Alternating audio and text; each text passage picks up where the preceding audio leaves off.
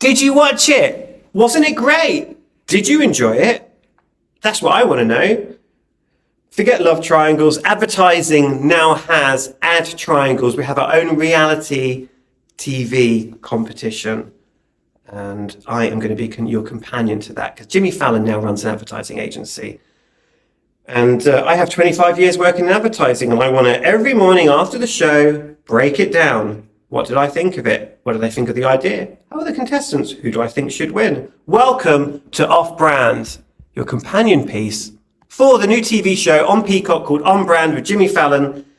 Let's look at the setup. So On Brand is Jimmy Fallon's brand new reality TV competition. There's 10 contestants from toy coaches to marketing professors to agency owners, all fighting to prove that they've got the best ideas, best creative ideas in the business.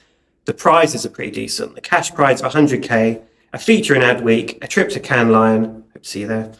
And every week they get the chance to have their idea made into the real world, which makes it quite special because actually it's not just a concept, it's actually taking it into the real world. So each week they'll be working with real brands like Dunkin Donuts, Captain Morgan's, KitchenAid, pitching these ideas to the CMOs of these brands. And what makes this show really kind of elevates it quite a lot is that they've managed to get Bazoma St. John, who's ex-Apple, ex-Pepsi, ex-Uber, ex-Netflix, basically the best CMO in the business to kind of mentor them and help Jimmy run the agency. It's part Mad Men, part Apprentice, but with more hashtags.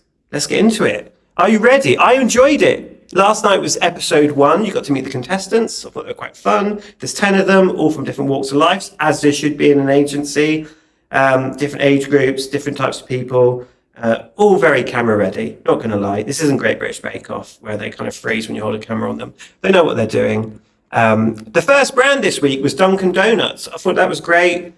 We got to meet their president, Scott Murphy, and Jill, their CMO, who got to brief the teams, the contestants, of what the first challenge was. And the first challenge was Dunkin's known for its donuts, it's known for its coffee. Did you know they do great breakfast? They were challenged to come up with a tagline and a meal deal packaging they were given an hour. An hour! It's about as much as you get as an agency, so that's quite relatable, actually.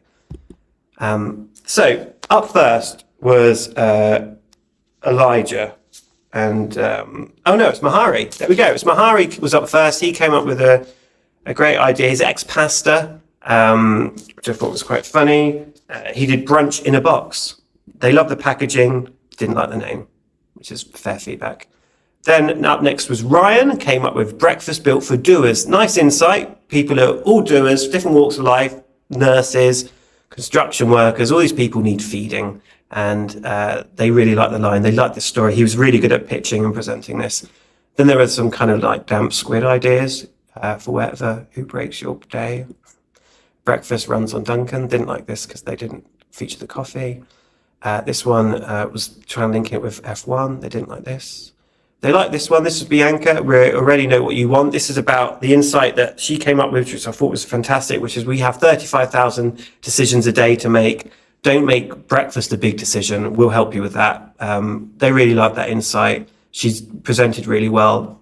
There's a lady before who presented a similar idea or a similar insight, but Bianca did a much better presentation. So out of all the 10 contestants, the 2 winners were Team Bianca. So Bianca won. She then got to pick a team to help work her idea up, and Ryan won. So the 2 ideas were breakfast built for doers, which was Ryan, and then Bianca's was breakfast handled. Now, I didn't really like that line. They thought it was a clever line, the breakfast handled.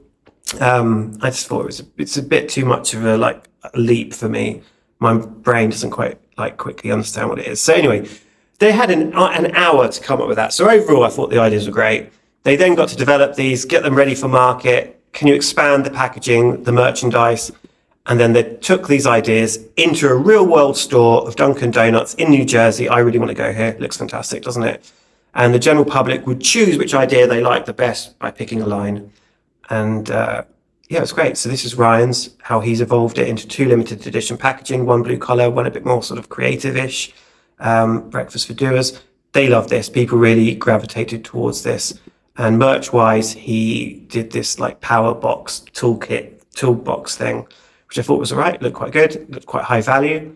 Bianca, on the other hand, she created these magic 8 balls Again, nice story about helping you decide. She didn't quite carry that off as well whilst people were queuing. So people were gravitating a little bit more to Ryan's idea, but they slowly kind of started to like Bianca's idea.